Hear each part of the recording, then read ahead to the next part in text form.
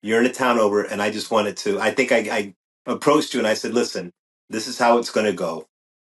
If we see each other on the street, I want us to be able to talk, say hello, how are you, and go on." And I had no idea it was going to develop into what it is now, but you know what, it did, and I think that's very important.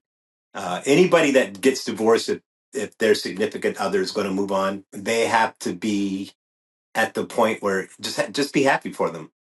Because if you're not happy for somebody else, you're not going to be happy for yourself.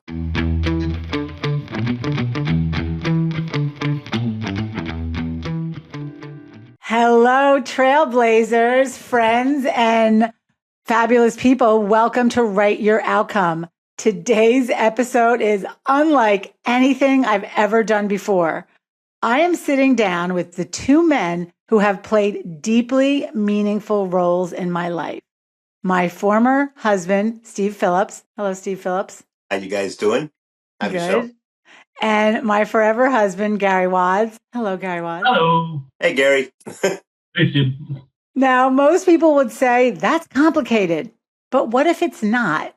What if relationships don't have to end in division, resentment, or walls that last a lifetime? What if they can evolve?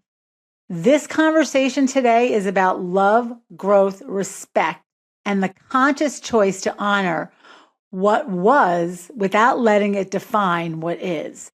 So, oh my gosh, I am so excited to have you both here. Hello, Gary and Stephen. Hey, Gary. Hey, Michelle. So Gary, truth be told, is downstairs in his office and I'm upstairs in my office, and Stephen is in the home I lived with him when we were married in Rockland County. My office. His office. And here's the thing. This episode is about this beautiful relationship the three of us have built, because divorce is not fun. I don't think anybody, and all three of us are divorced. I don't think anybody ever goes into a marriage thinking, what'd you say, Gary? Has been divorced. Has been divorced. Sorry, I said it wrong. Yes. Each of us has been through a divorce. Thank you for the correction. Yes. Nobody goes into a marriage thinking it will end in divorce. But what we three have proven, and why I'm so excited to bring this episode to you, is that with conscious decisions, you can choose a new outcome. This is the finale of season 1, Write Your Outcome. And we have written a beautiful outcome, the three of us. So I don't know where this is going to go. This conversation could get spicy. It could get funny. I'm not sure, but I'm really grateful. And I just want to honor these two beautiful souls that are in my life that have, not chosen, that have come here to work with us and have this conversation. I remember, I'm going to tell a quick story. When I was going through my divorce with Stephen, I remember thinking, I want a spiritual divorce. And back in the day, I didn't even know what that was, but I did know we loved each other so much, enough to get married. So why did it have to end in the horror show that we see, played out in courtrooms and on, daytime television? So I kept saying, I want a spiritual divorce. And Steve would say, what the heck is that? I'm like, I don't know, but we'll figure it out. And it took us a few years to figure it out, but we did figure it out. The three of us have a really beautiful relationship. And I'm just going to pepper them with questions. I'm going to add my own 2 cents and we're going to see where this goes. So the first question is for Stephen. In one word, how would you describe the relationship that the three of us have? It's based on mutual respect, and we have fun, and it's just a fun relationship. Yeah, respect and fun. We make it work. It's a respectful. Gary and I, we'd be soulmates if you didn't have them. It's true. Gary, what'd you say, Gary? You're tearing me apart, Gary, what's one word you would describe, Gary, use to describe the relationship that the three of us have? One word I have to use too. It's peaceful and respectable. Peaceful. Yeah, I love that you said respectable and peaceful, because there's no drama. And I think that's what I would say. I would say it's easy. So my next question for each of you is, what went through your mind, Gary, when I asked you to do this podcast? Oh, shit.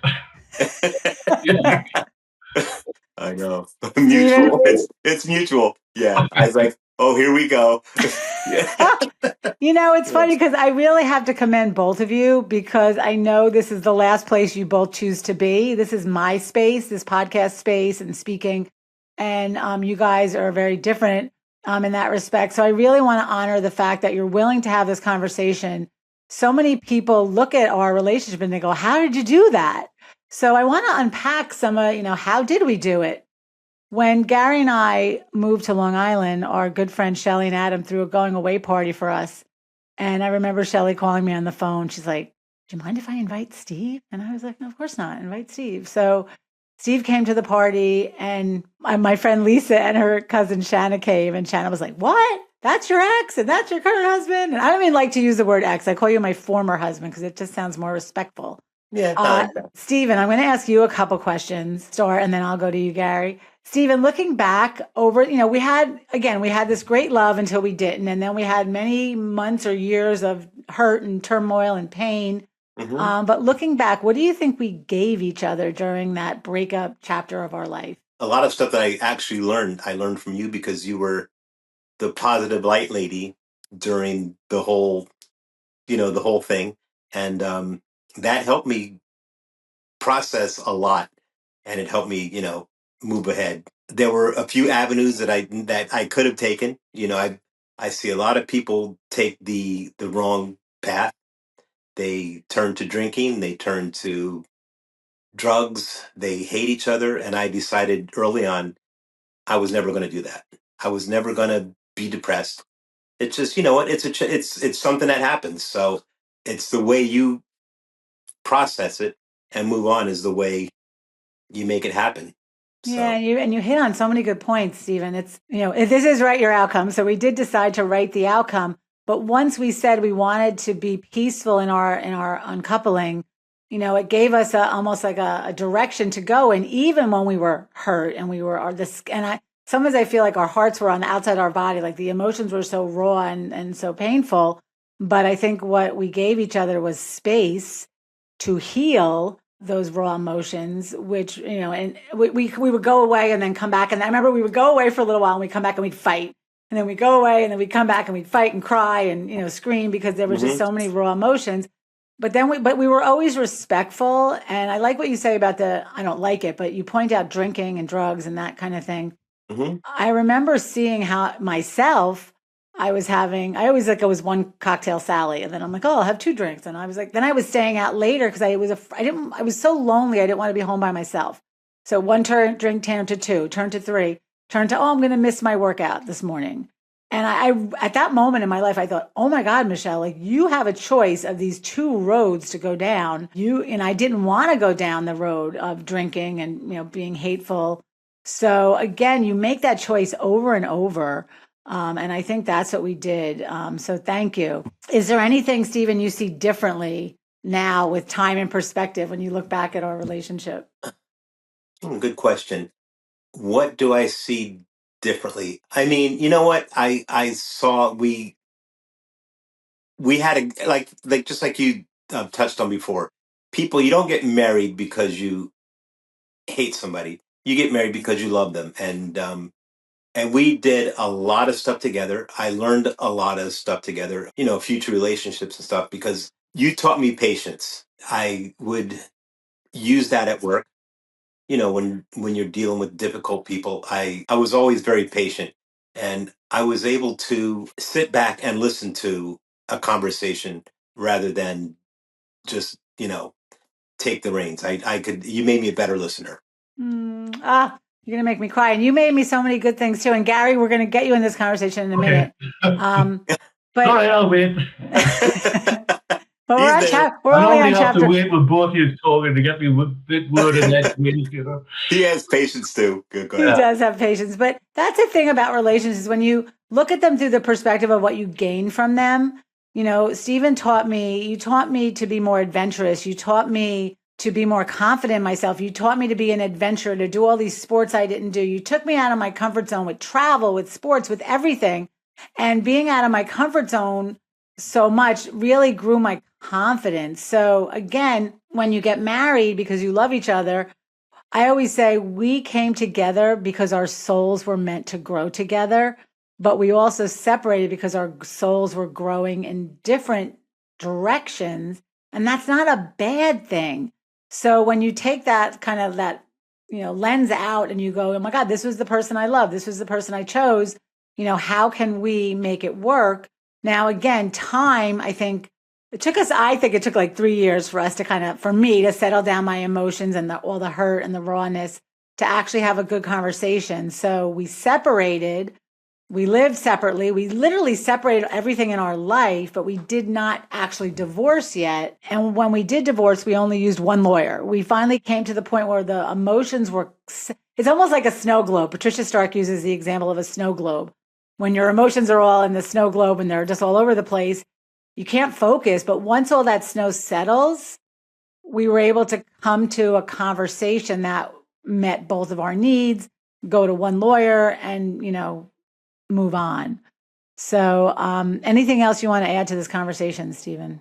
I think more people that go through something like we went through, instead of separating and hating each other, if you look at life as chapters and stepping stones, you know what? Hey, your first marriage may not have everything that you need, but it's a stepping stone, and so you might split, and if you respect the person enough, you're going to use that as a learning tool, because if not, you'll never be able to marry somebody else carrying the same amount of baggage. Yeah, really good point. It also helped me as well, because with you two still being friends, it meant that I could still be friends with. I didn't have to take your side, because you weren't. Yeah. It ends with each other. So yeah, that also helped me. Yeah. And Gary, I was going to ask you, because you've been through a divorce as well. Looking back at your first marriage and what you've learned, is there any lessons you want to share? Yeah, I mean, I just gave up to get ahead. I mean, I gave up a lot of things which I didn't need, furniture, things like that wasn't worth fighting over. But I gave up a lot of things to get my end result, what I wanted, So. Yeah, and that's a good point. It's the freedom. At the end of the day, I'm like, it's a dining room table.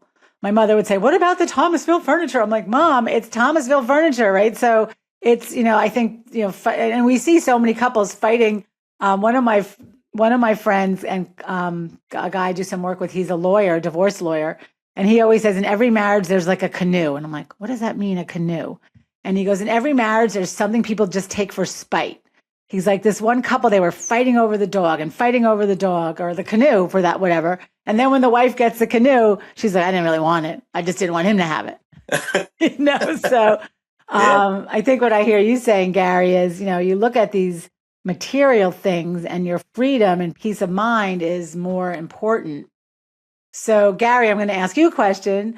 When we first met, you meet me, I was still married, again, in legal terms, but we hadn't lived together many years. What did you understand or not understand about my past, my relationship with Stephen? What were your thoughts in the beginning? Good question. Well, I knew you were still friendly because you still used to help each other out. So that part of it meant it was easy for me.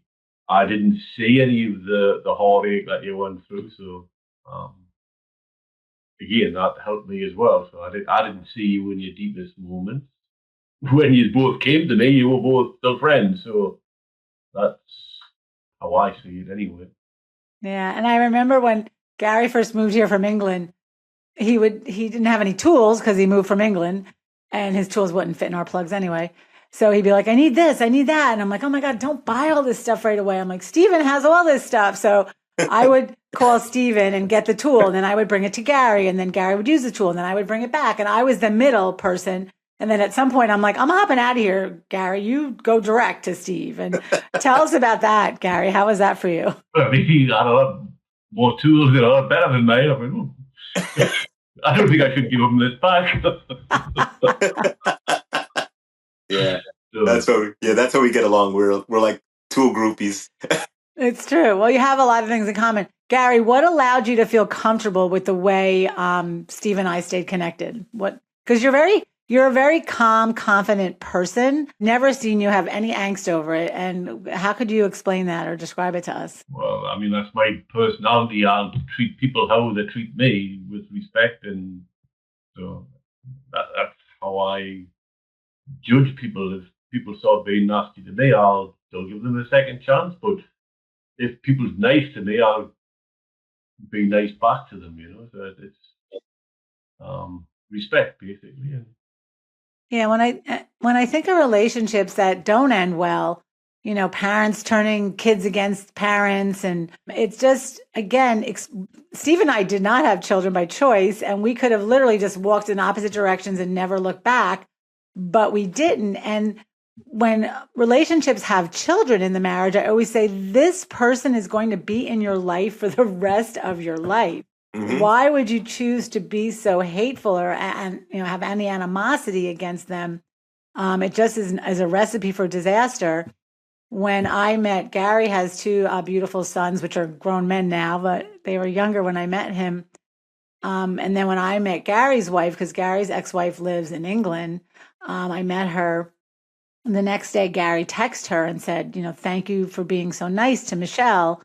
And she texts back, she's been nothing but nice to the boys. So why would I do anything different? So the biggest thing the three of us are trying to convey to the listeners is there is a different way to do this. You don't have to come out, like War of the Roses. They actually just made a new movie, War of the Roses. So that's funny. Okay. So let's talk, all three of us. What are we doing right? What can people take away from this? How do we allow the respect instead of resentment? I know what I do, but what do you guys think that comes from? I mean, I think I look back and I see, Gary, his wife, and I think we just share a common goal. And that goal is to coexist. One of the things that I told myself when we weren't together, I mean, you lived in one town over. So it's one of those things. You're going to run into each other. Okay, I could run into Michele and Gary and look at them with, uh, whatever there's, but I chose not to. I'm like, you're in a town over, and I just wanted to. I think I approached you and I said, listen, this is how it's going to go. If we see each other on the street, I want us to be able to talk, say hello, how are you, and go on. And I had no idea it was going to develop into what it is now, but you know what, it did, and I think that's very important. Anybody that gets divorced, if their significant other is going to move on, they have to be at the point where just be happy for them. Because if you're not happy for somebody else, you're not going to be happy for yourself. Yeah, it's so important. How'd you And get so wise? I don't know. I learned a lot from this light lady. I love this. Yeah, there were a lot of self-help books in my library that you would always try to get me to read. And it's one of those things, you're not going to pick a book up because you have to be ready for it. So I just started listening to all the stuff that you left behind, and it got me to where I am. It made me set my goals. I just like I said, I never once I told myself, I came home once feeling sorry for myself, and I'm like, you know what, this is not what I expected to be this age and single and whatever, and sort of starting all over again. But I just like, you know what, I have a decent job. I can work my way out of this, and being depressed wasn't an option. I was just gonna just go to work. I don't think anybody at work, they never even knew that I was going through anything, because I just went to work, did what I had to do, and I'm here today, and I do what I want, and you know, so thank you for You're that. dropping some beautiful wisdom. Thank you. Yeah. And I have so much to say, but I want to go back to Gary. You have to make that a point. I want to be happy. I mean, without a doubt. When I was going through my divorce, and my mother at the time, she passed away, but she said to me, "What are you getting divorced for?" I said, "I want to be happy." And that was the reply. And she didn't have an answer for me back. What about the boys or anything? I said, I need to be happy in my life. That was my goal, Yeah, and Gary, I'm going to ask the same question I asked Stephen, because we're bouncing around, which is fine. What do you think allows there to be this respect instead of resentment between the three of us? I think it's openness and again, I'm using the word respect a lot, and enjoying each other's company, and learning off each other as well. I mean, I was telling Michelle, it's like, you know what? Even if I didn't know her and I met Gary somewhere, we'd be friends. We would just figure out a way to do it because he is just that kind of person. Yeah. Gary, When did your relationship click? Gary, go ahead. I said you are too, Stephen. I mean, you're the same personality, so. Yeah, we do. We're worlds apart, but we do share sort of the same common goals, and we definitely share a lot of the same interests. We love tractors. We love tools. Hello, it's Michele Phillips interrupting this podcast to talk about my brand new book, Energize Your Happiness. Tap into your personal energy and shape your destiny. I have spent 25 years researching, testing, and working with high performers. And most people think that happiness is something you earn after you succeed. I am here to tell you that we have it backwards. Happiness is a habit, and it is the fuel for everything that comes next. When I learn something and it helps me in my life, I want to share it with you. I want you to have more fulfillment. I want you to have more energy. And in Energize Your Happiness, I teach you how to manage your energy, not just your time, so you can lead yourself with clarity. You can regulate your emotions and stop running on empty. This isn't about positive thinking. It's not about pretending that life is easy. It is a practical, science-based approach that blends neuroscience, habits, and intentional mindset shifts that help you move out of stress into flow and right outcomes you actually want to live. When you learn how to apply the things that I talk about in this book, you don't just feel better, you make better decisions, you show up stronger, and you create results that last. So I am so excited about this book. I want to shout it from the rooftops. So right now, if you have not read it, I want you to go to energizeyourhappiness.com and I will send you a personally signed copy. You could go to lulu.com. You could go to amazon.com. And if it's already helped you have a better outlook, feel better, sleep easier, please, I would so appreciate a review if you are called to do this. We are all in this together, and I want you to be happy. I want you to feel fulfilled. And that's why I'm so passionate about sharing this message with you. Thank you so much for listening. Let's get back to the podcast. Well, I remember the first time we had a universal gym. Steve and I had it in our gym room, and then Gary and I were putting it in our basement. And Gary went over to Steven's and he dismantled it. And then the two of them were in our basement for like 3 hours. And I was upstairs and I was like, oh my God, my two husbands, or ex-husband, former husband, forever husband, are in the basement and they haven't come out in 3 hours. And tell me about that experience. What was going on in your mind?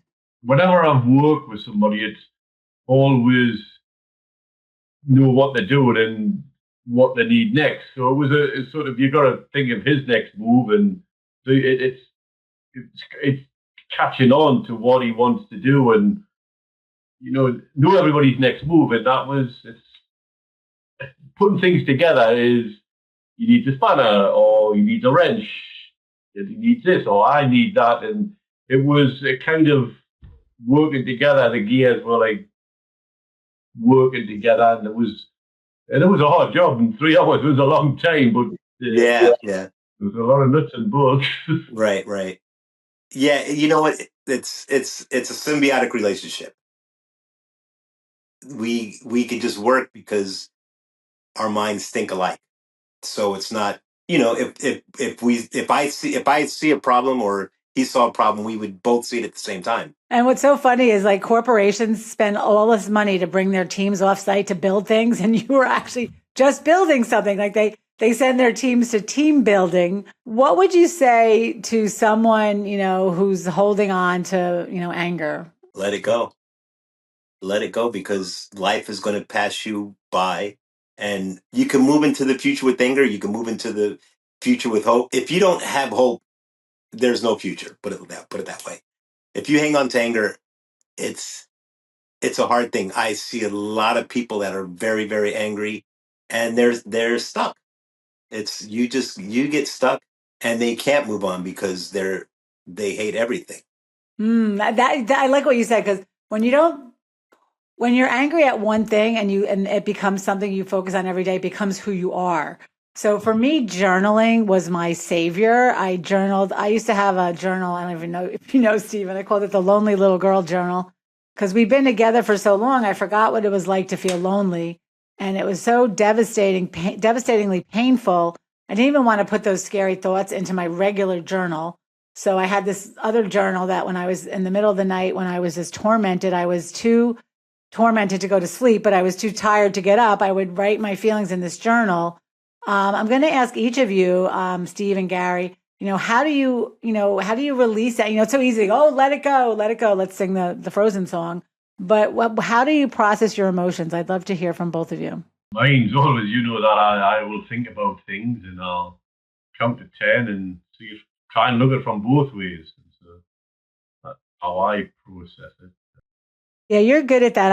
And you both know me too well. I'm one that sparks, my emotions spark, and I lose my temper. Not anymore like I used to. But Gary, you're very good at taking that pause and reassessing a situation, and then making a smart move versus a destructive mood where I wasn't as good as that. Is there anything you want to add to that, Gary? I wouldn't say it's always smart.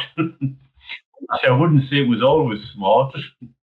I think the best movement at the time, but we will try and pause and count to 10, basically. And it sounds so simple, but it's so, there's neuroscience behind that. When your adrenaline, when your fight and flight is triggered, like this adrenaline pumps through your body, and your body is saying, am I going to fight or flee? And when you count to 10, the adrenaline releases, and then you make a better decision. So, I know Gary's you're saying it sounds simple, but it's powerful. So thank you. Stephen, how did you process or let it go? I let it go because I learned from a lot of people. I used to watch people get so mad. They'd be in the middle of doing something and they would get so angry at the process that they would either throw it, break it, and and you got to start all over. I was like, I'll never want to be that person. So I would, I don't know. I could always sort of remain calm. Everybody has their limits that they're pushed to, but I was able to, keep that calmness. I would learn something. I would always, I would just throw myself into learning something new. That was my thing. Every day I'd wake up, I'd read or I'd do something. I got into music, and music is hard, but if you want to do it, you'll practice. And when you're practicing, it makes you take your mind off of just about everything. And it's like, you just get rid of the outside world, and you learn, and that's how you learn. And I would draw. My thing is I always had a lot of different interests, and everything that's been going on, I got pretty good at a lot of things. So I want to unpack two things you said. So Gary's idea. Go ahead. One of my reactions, which always kills the situation, is I'll make a joke in the middle of something, and whether it's funny or not at the time, but I will tend to make a joke or a quick wit, and not in my 10 seconds, I'm going to think of that. And some of the times I'm going to put a smile on my face and say, okay. Yeah. So there's like 4 points now that you guys both brought up that I want to hit on. Counting to 10, right? Releases the adrenaline and resets your nervous system. Laughing is also, again, a huge way. Gary is the best at getting me when I'm, being angry. And if those of you who know me, Wanda is my evil side. When Wanda's there, Gary just diffuses her because he just doesn't let himself get hijacked, and he makes me laugh. Stephen said two good things also. He said the learning music, and anytime you're doing something where you're fully present, mentally, physically, spiritually, emotionally, your brain stops thinking. So you're not thinking shoulda, coulda, woulda, the relationship broke up. You're doing, so you're enjoying that moment. And the other thing Stephen said, which I want to hit on, is, I saw a lot of angry people. So there's a saying, everybody in our life is either an example of how to be or how not to be. So when you see people like losing their shit, it's like, you know what? That's not a good look. And I used to be the person that lost my shit. So I had to learn a lot of lessons there. So if I ask you guys, what are the boundaries? What keeps this just so fun and playful and no drama? Like, what are some healthy boundaries I think that we have with this relationship? I have to bring his tools back clean. That's one of the boundaries. That's a good boundary. You have to explain that, Gary, because nobody listening is going to know what you mean. Well, Stephen loans his tools out to me, and I've heard from the past that anybody who always loaned tools off him, they bring it back broken or dirty or something. He's not going to lend them again. So that's my respect. I have to clean them, and I try and do my best for that. Well, it's honoring the other person, right? So if you're going to borrow something that's not yours, honoring that boundary, I think is really good. So thank you, Gary. Stephen, did you want to add anything to that? It's so important. I mean, anything. I've had friends, and they're like, they'll get a new car and something like that. And they're like, I mean, a really nice car. And they're like, oh, you got to take it for a test drive. And I would explain to them, listen, I can afford to buy your car if I were to crash it, but I'd rather not buy it. So that's the respect that you have to give people. People like that know me. I do anything for you. I'll lend you. I will give you anything. But just we had to work for it. It's something you had to work for that. Just if you respect me enough to give it back in that shape, then you know what, I respect you enough to lend it to you. So I think the other thing that's very respectful is there's no secrets. There's no, everything's on speakerphone. We're not having private conversations with, back and forth. There's nothing hidden between us. So it's just a very open relationship, which I think makes that, very trusting. I'm going to ask you guys, what do you think the gift of this experience has been, like just the three of us having this relationship? The gift is that we can still share our friendship that we had when we were married with all of our friends, and that's important.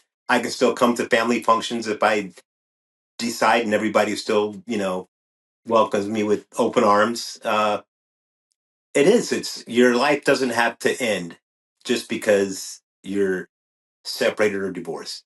Yeah, Stephen, you said something when we were off camera that I want you to bring up. When my dad passed away, you said you came to the funeral. Could you share that? Because I think that's important for people that are going through breakups to understand. Yeah. When Michelle, when your father when he passed away, I came to the funeral, and it was so nice just seeing everybody, and we just all got along. And so, people were like, Steve, it's so glad to see you, la da da da. And that's how we left it. That's just, yeah. And it's pretty rare. I didn't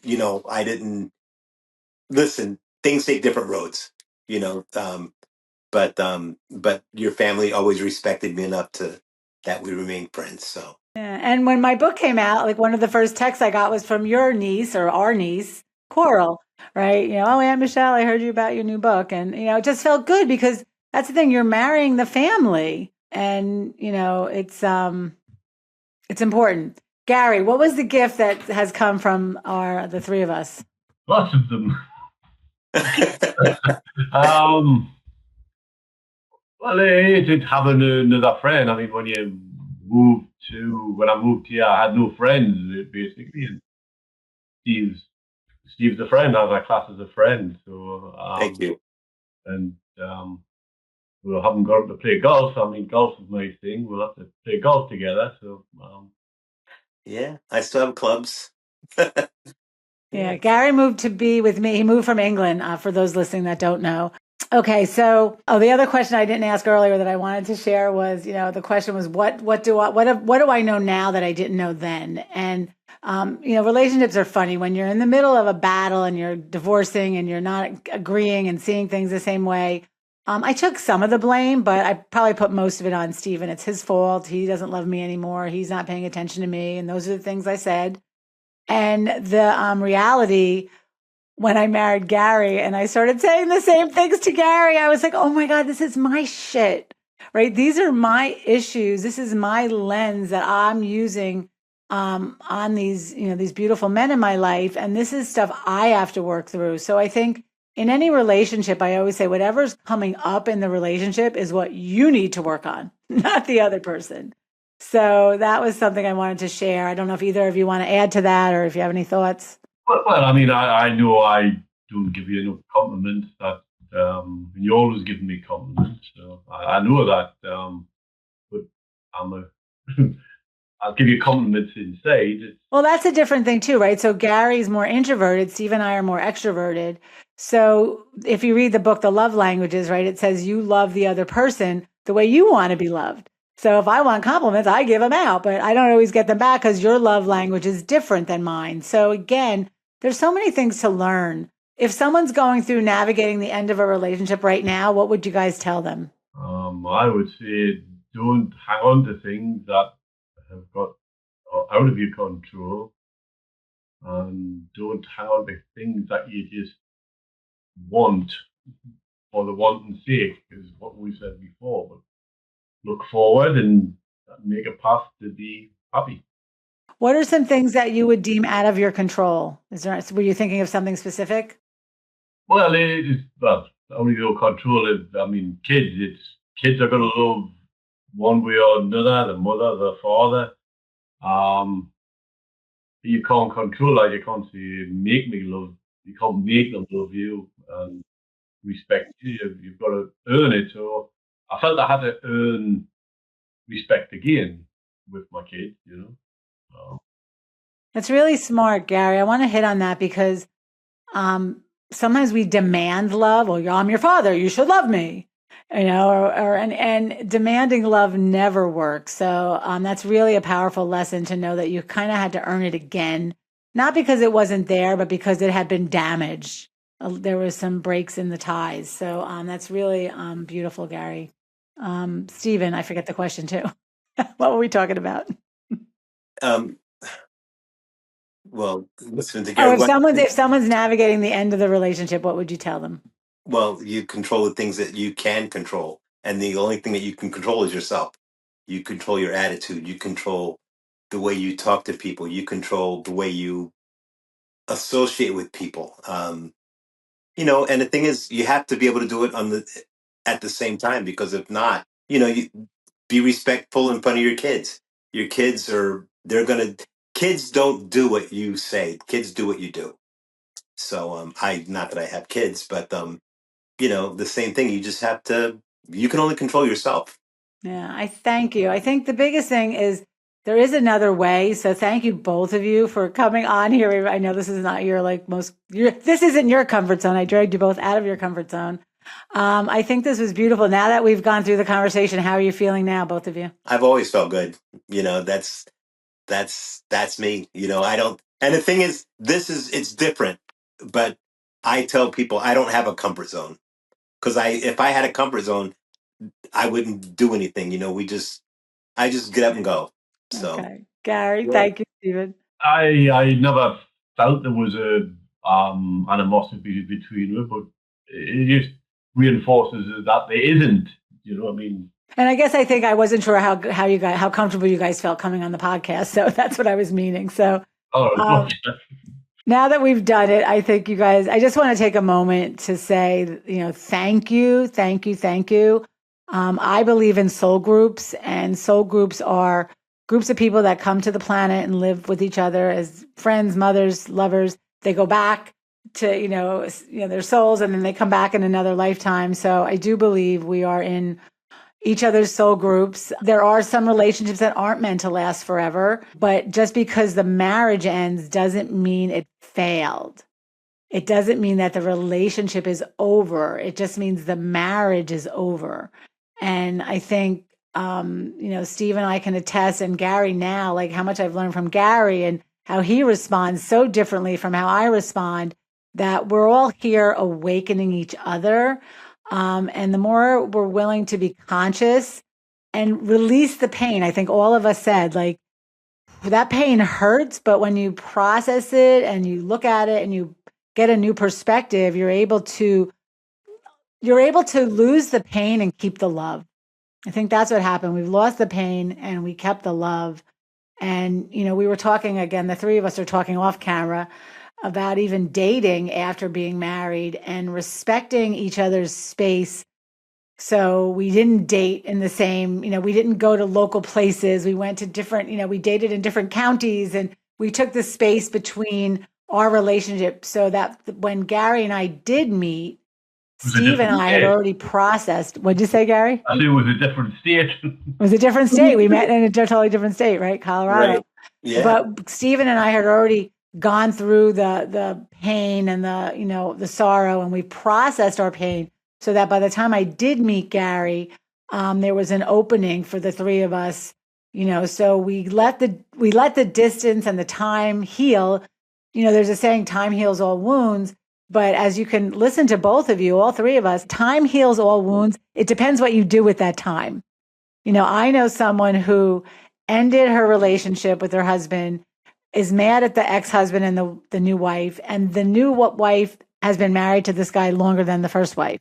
So time only heals all wounds if you do the right thing with the time. So again, if you're listening today, if you're holding on to something, a past relationship, an old story, a hurt, something that's just keeping you from joy, Gary said, I want freedom. I want to be joyful.